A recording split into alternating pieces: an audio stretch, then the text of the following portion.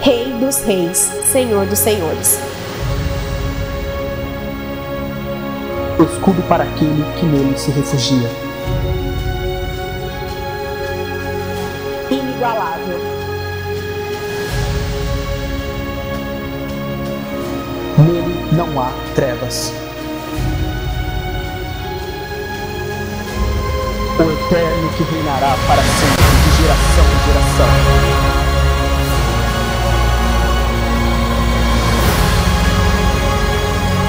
Estamos aqui nessa noite não para queimar por algo, mas sim por alguém. Reunidos em um só lugar, um só povo, uma só família. Servindo ao único Deus e seguindo apenas um.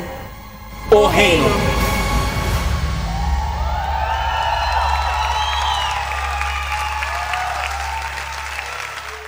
Muito bem, pessoal. O reino de Deus e a família. Como a gente bem falou aqui no bate-papo, dentro de casa é o lugar onde a gente deve buscar derramar aquilo que Deus está construindo dentro de nós. É muito fácil a gente assumir uma máscara social. A gente assume um comportamento, um verniz, né? A gente se veste de determinada forma, a gente fala determinadas coisas que fazem as pessoas que não nos conhecem profundamente, que nos conhecem superficialmente, acreditarem que a gente é espiritual, que a gente é íntegro, que a gente é gentil. E muitas vezes, isso são apenas máscaras sociais. Ou então, no seu ambiente de trabalho, você discorda veementemente do que o seu patrão está mandando você fazer.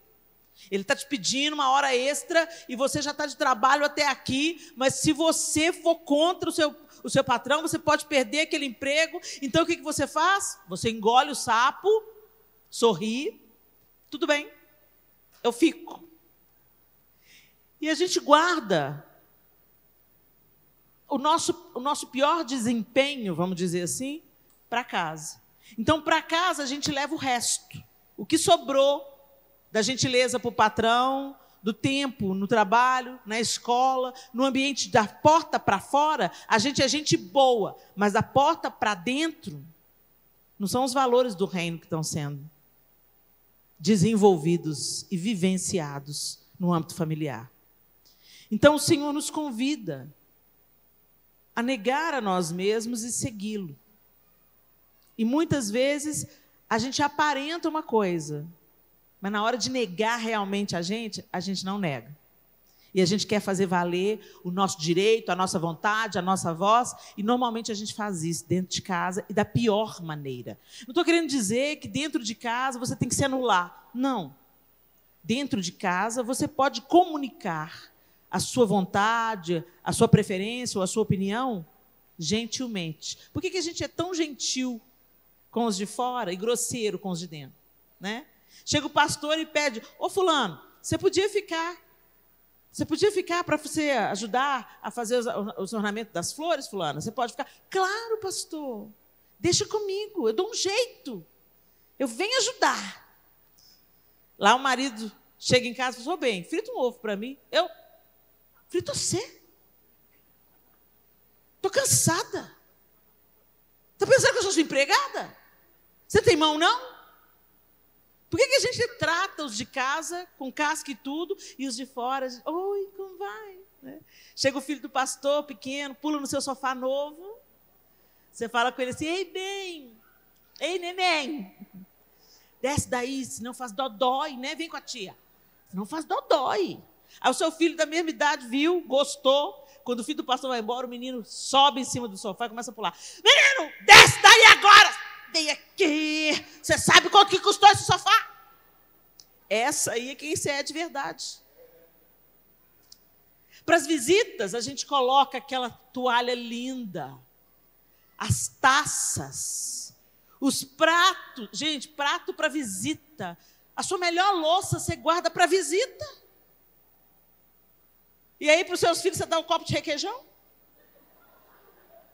Não tem problema tomar com um copo de requeijão em casa. desde que seja o mesmo copo que você oferece para as visitas. É o copo de requeijão que você tem. Glória a Deus. É o que você tem, então é o melhor. É o melhor que você pode oferecer. Então é isso aí.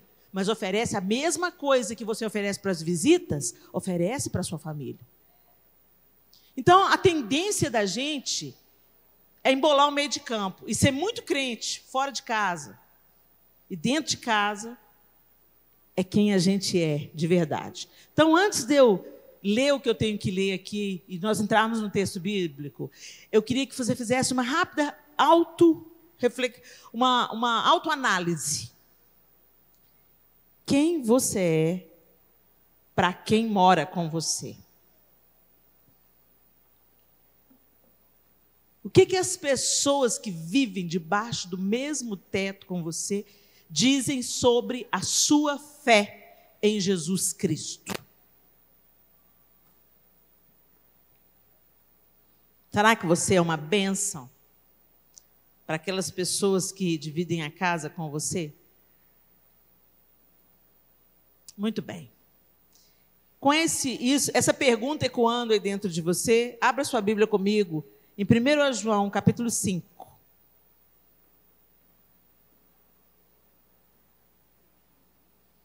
1 João, capítulo 5, e nós vamos ler o verso 1, 2 e 3. A palavra de Deus diz assim: todo aquele que crê que Jesus é o Cristo, é nascido de Deus. E todo aquele que ama o Pai, ama também o que dele foi gerado. Assim sabemos que amamos os filhos de Deus, amando a Deus e obedecendo aos seus mandamentos. Porque nisso consiste o amor a Deus, em obedecer aos seus mandamentos. E os seus mandamentos não são pesados. Quando a gente fala em mandamentos, a gente se lembra imediatamente dos 10. Dos mandamentos que estão ali descritos em Êxodo 20. E quando a gente observa os 10 mandamentos, é claro que as leis judaicas, elas eram muito mais detalhadas, muito mais leis, cheias de detalhes, mas quando a gente se prende só naqueles 10, nas tábuas da lei, que Moisés desceu com eles do monte, a gente observa que aquelas leis, elas se dão sobretudo, ela fala sobretudo sobre relacionamento. Como é que você vai se relacionar com Deus? Somente ao seu Deus adorará, somente a Ele dará culto. Ou seja, através desse relacionamento vertical, os relacionamentos horizontais, eles vão ser balizados. Então, primeiro você ama a Deus acima de todas as coisas. E depois, os outros mandamentos, eles estabelecem, eles falam sobre a maneira como nós vamos amar a Deus e depois como a gente vai amar o próximo. Você não vai cobiçar a mulher do próximo, você não vai cobiçar a terra do seu próximo. Você vai honrar o seu pai, a sua mãe. Os 10 mandamentos, eles valorizam, sobretudo, como você vai lidar com o outro. Como você vai se comportar no seu relacionamento vertical e nos seus relacionamentos horizontais. E é nisso que se manifesta o reino de Deus, através dos relacionamentos. Jesus veio e habitou entre nós. Jesus podia ter aparecido, gente, com 30 anos, saído do deserto, encontrado a galera e já começado a curar, libertar, salvar, e aí o povo ia dar até mais credibilidade para o ministério de Jesus. Quem é esse? Não sei, ninguém viu, é o Filho de Deus. Mas não. Antes de Jesus inaugurar o seu ministério, ele nasceu do ventre de uma mulher. Começa aí. Deus fez Jesus encarnar e nascer dentro de uma família. E durante 30 anos, o que Jesus foi? Filho, irmão, primo, vizinho. Você vê Jesus no nascimento, depois fugindo para o Egito, levado pelos seus pais, para não ser morto por Herodes. Depois ele aparece aos 12 anos de idade, ensinando no templo, porque a família pensou que ele estava junto na caravana. E quando percebe a falta dele, volta para Jerusalém, onde a mãe o encontra ensinando. E depois ele não aparece mais. Só vai falar de Jesus aos 30 anos, sendo levado ao deserto para ser tentado por Satanás.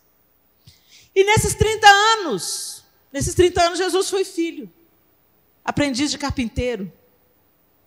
Por isso que foi tão escandaloso no dia que Jesus abre o livro de Isaías, se assenta na cadeira de Moisés e diz que aquela palavra se cumpria sobre ele. Por isso que o povo pegou ele, quis mandar ele abaixo no monte do precipício. Porque como assim, esse cara que viveu entre nós, a gente conhece a mãe, o pai dele, esse menino está aqui, ele mora com a gente. Quem que ele está dizendo que ele é o Messias de Deus? Está doido? Isso é heresia, isso é uma blasfêmia, vão matar ele. Então, antes de Jesus se manifestar como Messias, ele viveu em família. E eu fico imaginando, gente, que extraordinário que deve ter sido para José, para Maria e para os seus irmãos ver Jesus. Principalmente para Maria e para José, porque eles tinham a dimensão exata do que é que estava acontecendo.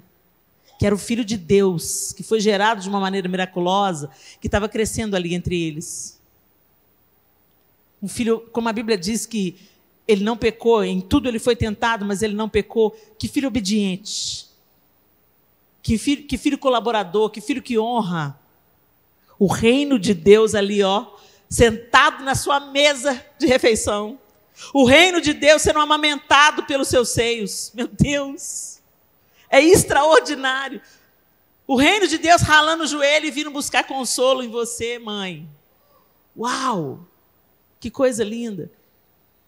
E há um tempo atrás eu ouvi uma música do Jesus Romero, que é um cantor que eu gosto muito. E ele fala o seguinte, que a música fala o seguinte, que ele não podia imaginar que quando ele pegou os seus filhos no braço pela primeira vez, ele estava entrando em Terra Santa.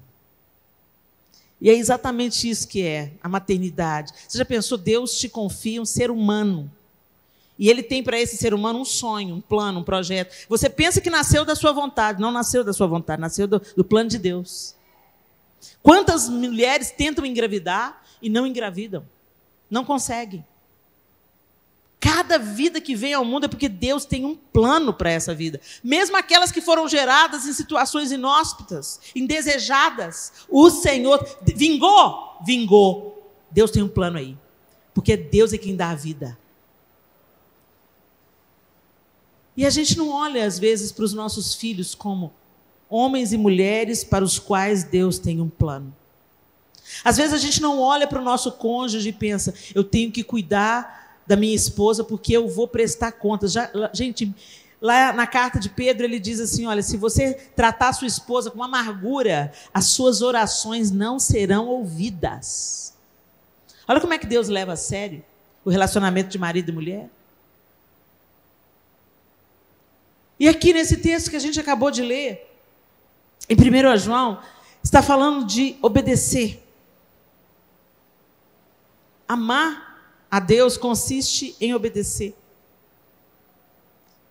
E a gente vive num tempo que a gente não quer saber desse negócio de obediência, não. Eu mando em mim, eu dou as regras. Eu estou casado, mas não estou morto. Quem já ouviu? Né? Não, eu ganho meu dinheiro. Eu tenho certeza que quando a gente estava aqui no bate-papo, teve mulher que ficou semi-endemoniada aí. Como assim que está falando? Dinheiro é meu, eu que trabalhei por ele, eu que ganho. Então fica solteira, bem. Porque casamento é para partilhar, não é só a cama, não. É para partilhar os filhos, a responsabilidade, os lindos momentos e os momentos terríveis. E o dinheiro também. Ah, Helena, mas meu marido é um parasita. Então, aí, vamos buscar ajudar o seu marido. Mas será que ele não te deu sinais de que ele era um parasita antes? Chupa essa manga aí agora, querida. Porque o pai e a mãe às vezes falam, não casa não, é preguiçoso. E assim, eu mudo ele. Muda não. O homem só é transformado pelo poder de Deus e quando ele deixa. Então, quem é solteiro aí? Deixa eu ver. Levanta a mão. Solteiros, pelo amor de Deus. Na multidão de conselhos a sabedoria. Se sua mãe, seu pai te falar, não casa, não casa. Helena, mas é um homem bom, um homem de Deus. Minha mãe é muito super protetora. Então ora, porque Deus vai inclinar o coração da sua mãe, Deus vai inclinar o coração do seu pai. Ele inclina o coração do rei como ribeiros de água. Mas eu já vivi o suficiente para ver todo mundo que eu ouvi desobedecendo pai e mãe, ou muitas vezes desobedecendo a liderança. Mais de 3 pessoas falaram a mesma coisa. Pelo amor de Deus, escuta. Pelo amor de Deus, escuta. Tem 3 pessoas falando a mesma coisa. Escuta. Não, isso é um complô. Estão me impedindo de ser feliz. Aí casa. Daí um ano vem. Eu quero divorciar. Não, divorcia não. Agora chupa essa manga aí. Agora vai orar, vai jejuar, vai ralar sua boca no pó e vai fazer dar certo. Porque quando você era para obedecer, não obedeceu. Agora, principalmente quando tem filho na parada, agora tem que dar certo. Mas hoje a gente não quer saber de obedecer. E amar a Deus, gente, é obedecê-lo. Não vem com essa história de que você vai amar a Deus fazendo as coisas do seu jeito e tomando as suas escolhas e vivendo da sua maneira, porque isso é balela. É a mesma coisa de eu falar que eu amo o João e sair com outro cara. Não é amor coisa nenhuma. O amor, ele envolve em interdependência. Eu me torno voluntariamente presa e dependente do João Lúcio quando eu me caso com ele. Eu não tenho que me anular, eu não tenho que ser uma pessoa sem personalidade, sem sonhos individuais. Não, não é isso. Mas eu não estou solta. Eu tenho que prestar contas a alguém. Eu não saio a hora que eu quero e volto a hora que eu quero. Por quê? Porque eu escolhi ser casada. Se eu não quisesse prestar conta para ninguém, eu ganhava minha autonomia financeira e ia morar sozinha. Mas se eu tenho uma relação com meu pai, com a minha mãe, com os meus irmãos, com meu marido, com os meus filhos, eu tenho uma dependência. Eu não largo os meus filhos e vou passar um ano nos Estados Unidos, não. Vontade.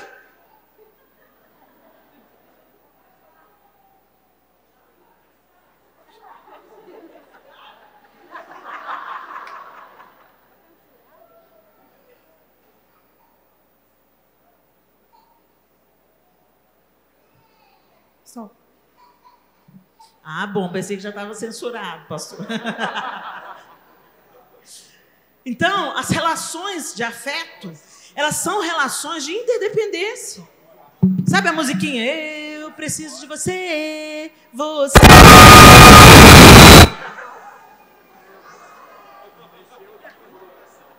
É o cara do som que não gosta de mim? Tá tudo bem. Sabe a musiquinha? Eu preciso de você, você precisa de mim. Nós precisamos de Cristo até o fim, sem cessar, sem vacilar, sem temer, sem chorar. É isso aí. Nós precisamos uns dos outros, nós não estamos soltos. Essa história de independência, gente, é balela desde o Éden. Você lembra a história? A mulher estava lá feliz, o homem estava lá feliz no jardim, foram dar conversa para a serpente. Cobra falando já é um problema, gente. Aí foi aqui a proposta de poder da serpente. O que é que Deus falou? Que se você comer dessa árvore, você vai morrer? Vai morrer nada. Claro que você não vai morrer. Você vai ser conhecedora do bem e do mal. Você vai ser como Deus. É isso que a serpente falou. Sereis como Deus. E aí esse projeto de independência, o diabo continua bancando. Para que eu vou querer ser como Deus se ele está cuidando bem de mim? Para que eu vou querer disputar poder? Isso só podia ter nascido na cabeça de Lúcifer. Nasceu na cabeça dele, foi isso que ele soprou através da serpente no coração da mulher, e é isso que está reverberando na nossa história até hoje. Nós queremos independência. Todo tipo de autoridade, principalmente nesse tempo, a gente está chamando de autoritarismo. Não quero amarras. Aí solta da casa do pai. Eu não quero horário para chegar. Sai da casa do pai. E vai ser escravo de quem? Vai ser escravo da droga. Vai ser escravo da prostituição. Vai ser escravo do diabo. Por quê? Porque prefere ser escravo do diabo, da maconha, do sexo, do que obedecer pai e mãe.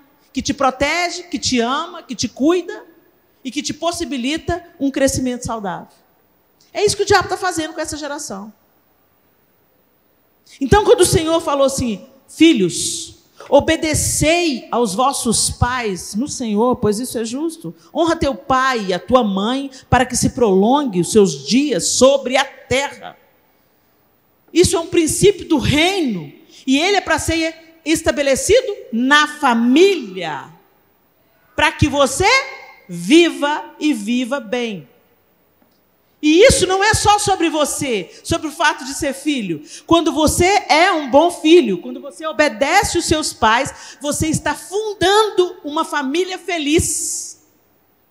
Porque tem muita gente que hoje está tendo problema no casamento por causa da relação que teve com os pais na família de origem. Princípios são quebrados, tira tudo do trilho. E o reino de Deus não é estabelecido dentro de casa. Então, dentro de casa, diga para a pessoa que está do seu lado, dentro de casa é que tudo começa.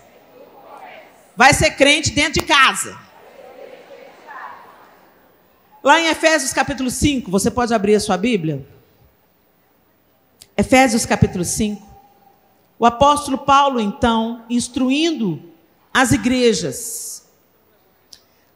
A igreja, gente, nasce ali depois da ressurreição de Cristo.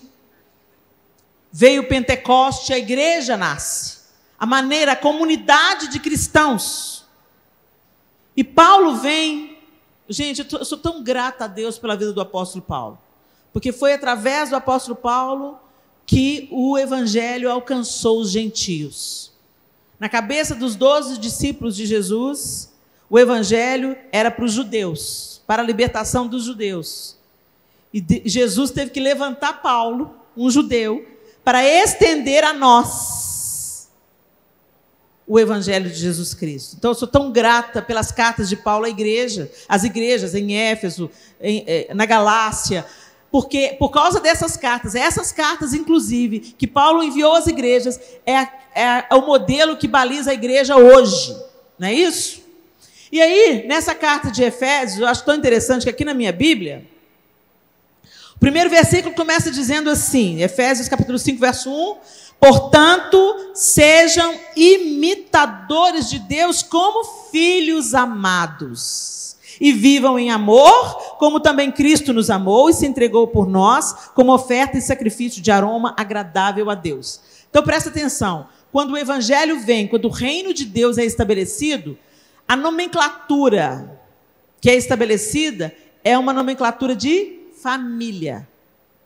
Jesus revela um Deus criador, não apenas criador, Pai.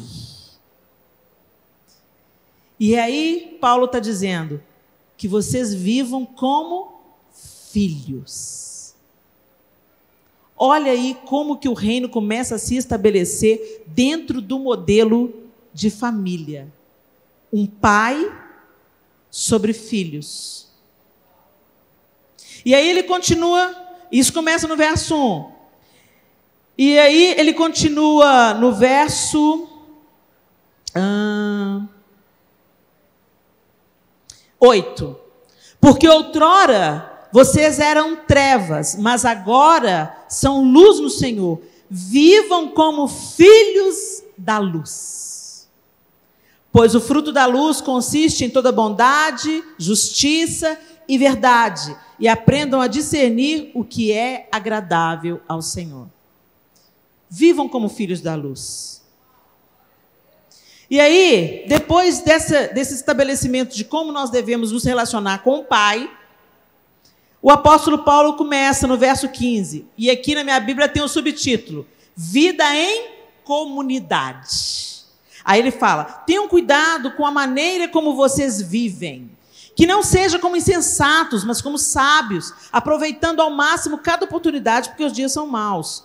Portanto, não sejam insensatos, mas procurem compreender qual é a vontade do Senhor. Mais uma vez, compreender a vontade do Senhor para obedecer. O reino de Deus não é instaurado na desobediência. Nós vivemos o reino em obediência, como súditos e como filhos. Não se embriaguem com vinho que leva à libertinagem, mas encham-se do Espírito, falando entre vós com salmos e hinos e cânticos espirituais, cantando e salmodiando o Senhor no seu coração, dando graças constantemente a Deus por todas as coisas, e sujeitem-se uns aos outros por temor a Cristo. Olha isso, gente. Sujeitem-se uns aos outros. A sujeição não é só para a mulher. Nós vamos falar daqui a pouco, da vida conjugal. Mas a submissão não é só para a mulher. A submissão é para o cristão. Sujeitem-se uns aos outros. Porque quem não se sujeita é o orgulhoso. E Deus resiste ao soberbo. Mas aos humildes Ele concede a sua graça. Jesus se esvaziou, Jesus se humilhou, Jesus se submeteu, mas você acha que você é melhor do que Jesus. O guarda de trânsito manda parar, você para. Mas o seu marido fala, não faça isso. Você não manda em mim, não. Não, Helena, mas se eu não parar para o guarda de trânsito, eu vou sofrer as penalidades da lei por causa disso. E o que faz você acreditar que você não vai sofrer as consequências de ser insubordinada para com seu marido? O que faz você pensar, crente, que você não vai sofrer as consequências de não se sujeitar uns aos outros? O outro tem sempre algo para nos ensinar. Ele pode ser com um nível de escolaridade muito inferior a você. Não é isso que define. Tem gente que não sabe ler, mas tem um universo dentro dele, de conhecimento, de graça, de sabedoria. E se você não tiver um coração humilde, você vai deixar de aproveitar um tanto de coisa.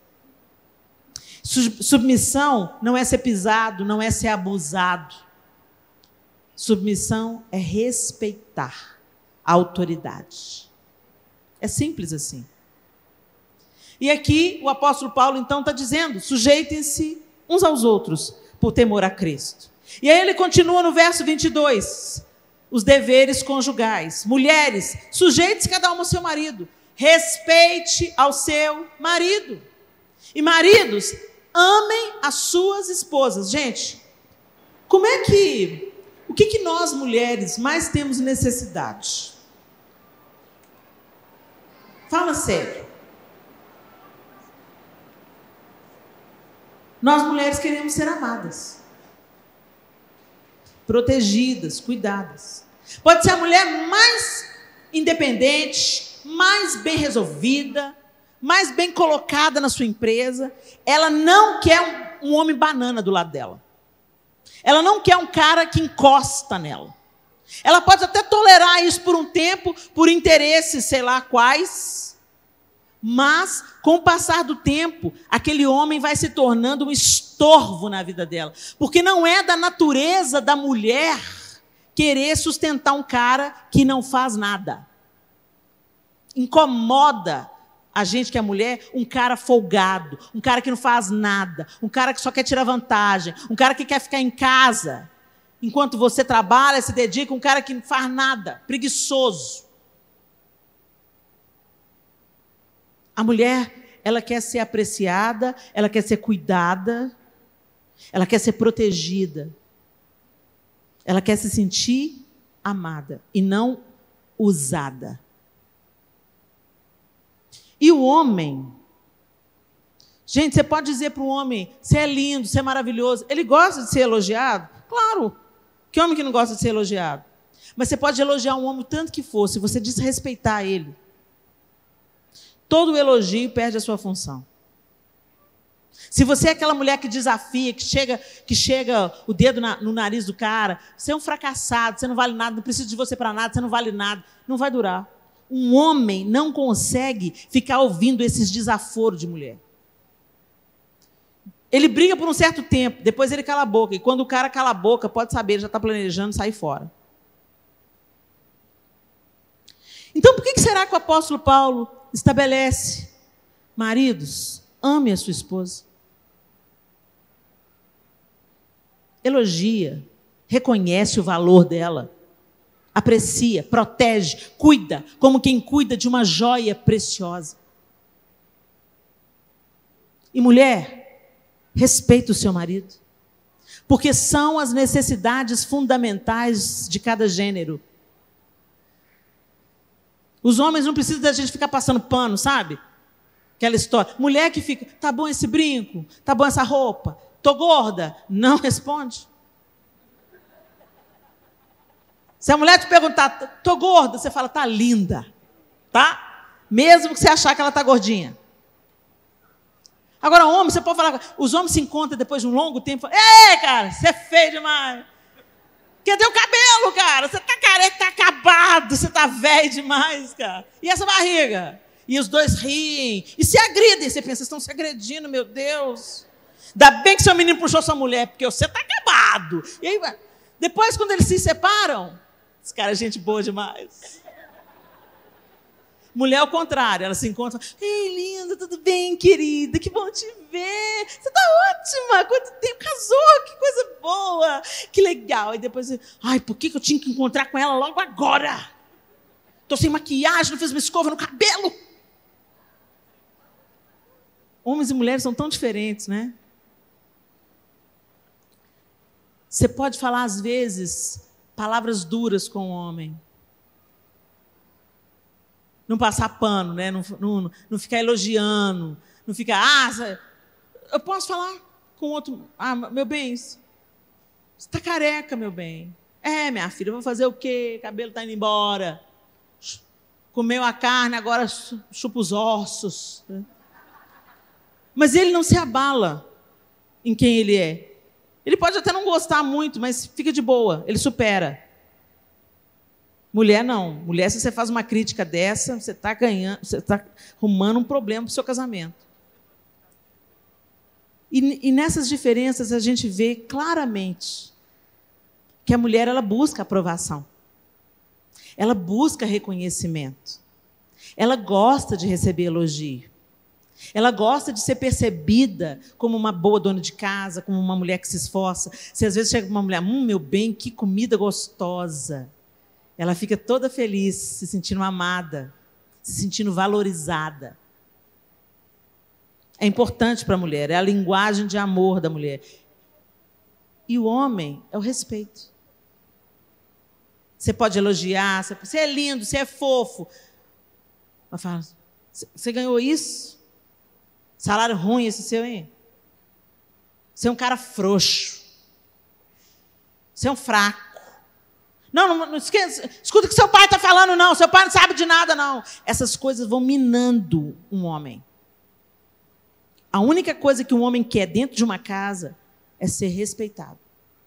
Então, a gente percebe claramente essas duas colunas no relacionamento familiar: amor e respeito. E elas estão inteiramente ligadas uma à outra. Quem ama, respeita. E quem respeita, está amando. Vocês estão entendendo, gente? Vocês estão comigo aqui? E isso não acontece só entre marido e mulher, isso acontece entre pais e filhos. Quando você continua lendo e você entra em Efésios capítulo 6, o apóstolo Paulo fala como os pais devem tratar os filhos, como os filhos devem tratar os pais, como os empregados devem tratar o seu patrão e como o patrão deve tratar os seus empregados. Ou seja, o reino de Deus começa nas relações pessoais e, sobretudo, nas relações familiares. Entre filhos e pais, a mesma coisa. Pais querem ser amados por seus filhos? Sim. Mas, sobretudo, a gente quer ser respeitado. Essa história de vir no dia das mães, trazendo presentinho, falando: te amo, mamãe, e no dia seguinte falar: tô indo, você não manda em mim? Não cola. O que pai e mãe querem, no final das contas, é ser respeitado. Não tem nada que crie mais caos dentro de uma família, é quando o filho se levanta em rebelião e fala: você não manda em mim, eu vou fazer o que eu quiser da minha vida. O caos está instaurado. E da mesma forma, Os filhos precisam se sentir amados. O grande vazio hoje, na identidade dos nossos jovens, é que esse amor paterno e materno não foi percebido adequadamente. Dar coisas para os filhos não significa amá-los. E muita gente fala, eu estou vivendo isso com meu filho porque eu dei tudo para ele. Às vezes o problema seja justamente esse. Os nossos filhos não precisam de ter tudo, não. Eles precisam de ter o necessário.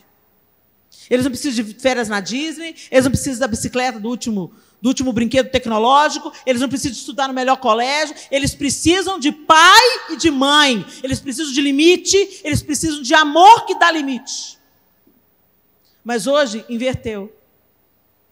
Os pais primeiro querem ser amados, porque estão sentindo culpa.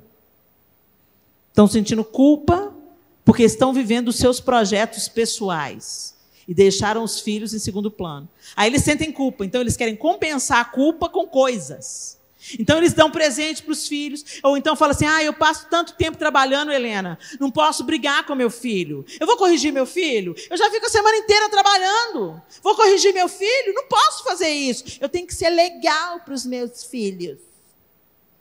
E aí está uma galera, uma meninada, que não consegue lidar com a frustração. Porque papai e mamãe só falam assim. Papai e mamãe dá tudo. Papai e mamãe falam assim. Chega no restaurante, o que você quer comer, filho? No meu tempo, eu mal ia no restaurante. E quando ia, quem decidia o prato era o papai. E eu já estava feliz da vida. A Coca-Cola só entrava lá em casa no domingo. E era uma garrafa de 1 litro e um copo Lagoinha para cada filho. 200 ml. E era tudo que você tinha de Coca-Cola por semana. E estava feliz da vida. Sorvete era só no Natal. Presente só no aniversário. E estava feliz da vida. E eu estou aqui, inteirinha. Sofri todos os bullying na escola. E sobrevivi. Branquela, leite azedo, 4 olhos. Estou aqui. Hoje os meninos se matam. Se cortam. Buscam anestesia nas drogas. Por quê? Porque papai e mamãe não querem ser respeitados. Eles querem ser amados. E o filho que não aprende a respeitar não vai amar. Primeiro a gente obedece. Depois a gente aprende a amar. Foi duro obedecer os meus pais. E eu levei muita surra de correia. Graças a Deus. A vara da infância me pegou. E hoje eu quero, como eu disse ontem, cuidar dos meus pais. Então, o reino de Deus começa em obediência a Deus, nos seus princípios, nos seus valores, dentro de casa. Maridos, amando a esposa como Cristo amou a igreja. Esposas, respeitando e inaugurando a paternidade para os seus filhos. Quando uma mulher respeita o seu marido, sem palavras, ela ensina os filhos a respeitar o pai. Filhos sendo amados, protegidos e cuidados, e respeitando e obedecendo os pais. Essas colunas foram estabelecidas como colunas do reino dentro do nosso lar. Amor e respeito. E isso é estabelecido quando nós obedecemos a Deus, vivendo como filhos de Deus. Será que é essa a ordem que está instituída na sua casa? Pergunta para os filhos. Você tem honrado os seus pais? Gente, para honrar uma pessoa, eu não preciso concordar com ela. Para eu respeitar uma pessoa, eu não preciso estar apaixonada por ela. Às vezes eu já ouvi filhos, sobretudo filhos adolescentes, no auge da tolice juvenil, eles dizem: eu não amo meu pai. Eu não reconheço meu pai. Meu pai é um tosco, meu pai é um grosso. Se eu fosse você, mesmo você não gostando do seu pai, eu honrava o seu pai. E eu obedecia o seu pai. Porque tem um princípio estabelecido. Obedecei aos vossos pais e honra teu pai e a tua mãe, se você quer viver e viver bem. E isso não vale apenas para os filhos solteiros, não, gente. Eu sou casada, eu não devo mais satisfação da minha vida para o meu pai e para a minha mãe, mas honra eu devo a eles. Eu não preciso de obedecer os meus pais, porque hoje eu já tenho a responsabilidade pela minha própria vida, mas honrá-los, respeitá-los, protegê-los, cuidar deles, colaborar com eles, ser um facilitador para eles, eu preciso ser isso até o último dia de vida deles. Mesmo que a gente tenha divergências, mesmo que a gente tenha discordâncias. Por quê? Porque é um estabelecimento divino. E se eu obedeço ao Senhor, eu estou amando o Senhor. E se eu amo o Senhor, Ele cuida de mim. É simples assim. Agora pergunta para os pais. Você tem amado os seus filhos? Porque amar não é dar coisa para eles, não. Amar não é fazer tudo o que eles querem, não.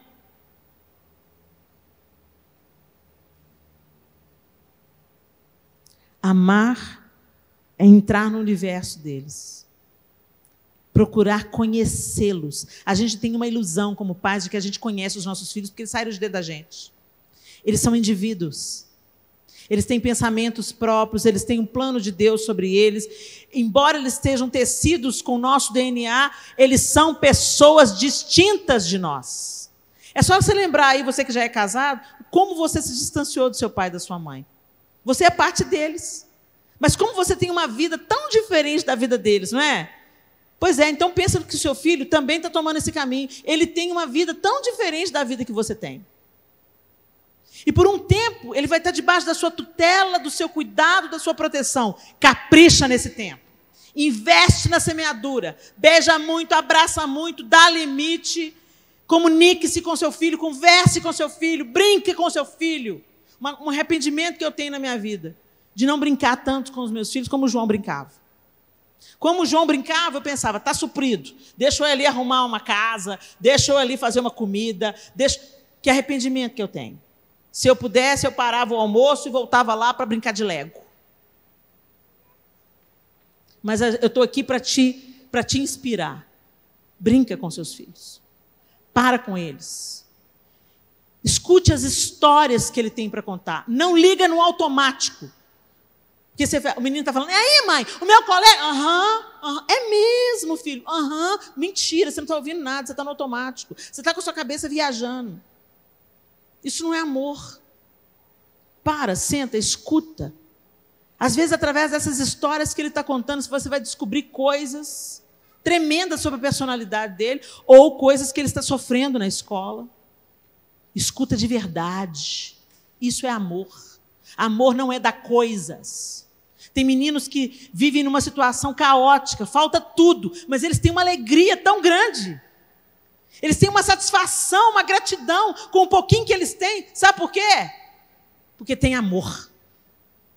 Quando não tem amor, falta tudo. Tudo mais é inútil. E quando tem amor, a gente arruma tempo, a gente escuta de verdade, a gente abraça, a gente beija, a gente brinca, a gente pede perdão, a gente perdoa, e a gente vai aprendendo a lidar com ele, conhecê-lo, e a gente vai crescendo junto, e é lindo de se ver. Marido, você tem amado a sua esposa como Cristo amou a igreja? Cristo não abusa a igreja. Cristo não bate na igreja.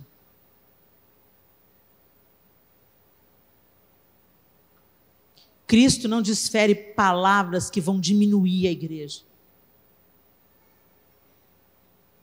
Cristo não agride verbalmente a sua igreja. Cristo adorna, embeleza. A igreja vai ficando cada dia mais linda. Eu não estou falando da instituição, eu estou falando da noiva. aquela que Jesus vem buscar. Ela está cada dia mais santa, ela está cada dia mais ativa, ela está cada dia mais transformada, mais adornada, mais cheirosa, mais bonita e fazendo a diferença no mundo. Por quê? Porque Cristo cobre a igreja de autoridade, de poder e de beleza. E é isso que o marido deveria fazer com a sua esposa. O prumo é Cristo, o modelo é Cristo. Será que você tem sido Cristo para sua esposa, marido? Será que ela se sente segura, protegida, apreciada, liberada para prosperar, para avançar, autorizada por você? Ou será que você é um marido inseguro, que disputa poder, que desencoraja a mulher, que quer prendê-la, que não reconhece o valor que ela tem, que trai, que tem caso na internet? Que o reino seja estabelecido na nossa casa. E você, esposa? É um doce para todo mundo, mas amarga dentro de casa. Rixosa. A palavra de Deus diz que é melhor ficar onde tem goteira do que viver como uma mulher rixosa. A palavra de Deus diz que a mulher sábia edifica a sua casa, mas a tola com as mãos a destrói. Você, mulher, tem o poder dado pelo próprio Deus de mudar a atmosfera do seu lar. Com oração, com gentileza, com sabedoria, com amabilidade. A maior arma da mulher, docilidade. Quando tem uma mulher doce, ela adoça tudo. Quando tem uma mulher amarga, amarga tudo. Quem você tem sido, minha linda?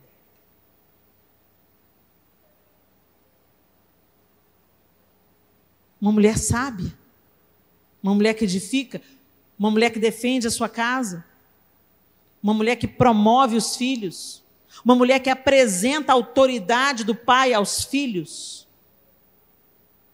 uma mulher que levanta o seu marido, que encoraja, que está junto, uma mulher que serve a família como quem serve ao Senhor, uma mulher que respeita a autoridade instituída por Deus, ou uma mulher rebelde, uma mulher que desencoraja, uma mulher que desconfigura, uma mulher que humilha publicamente, uma mulher que critica o marido na frente dos outros. E, sobretudo, critica o marido diante dos filhos. Que o reino de Deus seja estabelecido no nosso lar. Que o Senhor reine nas nossas relações interpessoais. E que isso transborde para fora, para a maneira como nós lidamos com os nossos amigos, para a maneira como nós lidamos com os nossos irmãos na igreja, para a maneira como nós lidamos com os nossos patrões ou com os nossos funcionários, sejam eles domésticos ou não. Que a glória de Deus, a honradez, a transparência, a verdade, a honestidade, a docilidade sejam as características que permeiem os nossos relacionamentos. Que a honra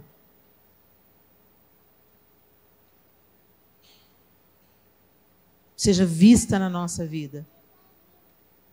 Que o Senhor seja honrado através dos nossos relacionamentos interpessoais. Feche os seus olhos. E eu queria que você, por um momento,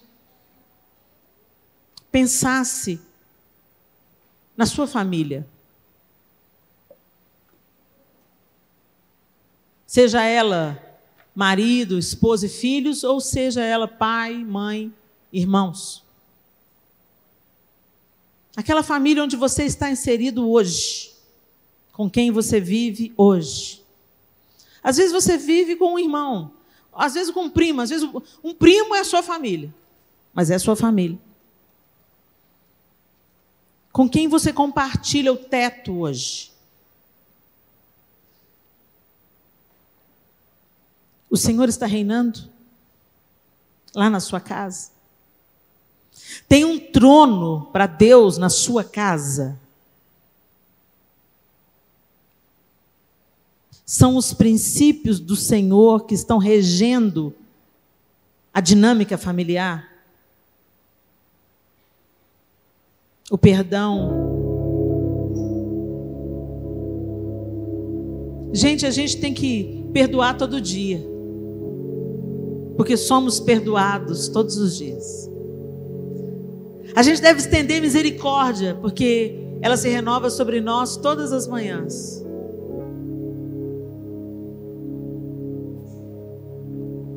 Eu quero te perguntar: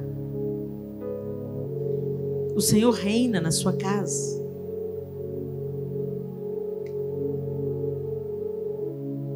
Reina sobre nós, Senhor. Reina sobre nós, Senhor. Se você está com a sua família aqui, alguém da sua família, eu queria que você chegasse junto, se vocês não estão. Podemos ficar de pé para facilitar esse movimento?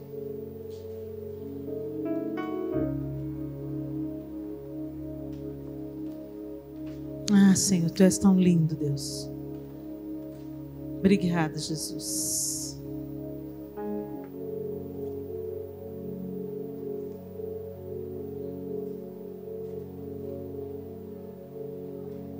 Aleluia.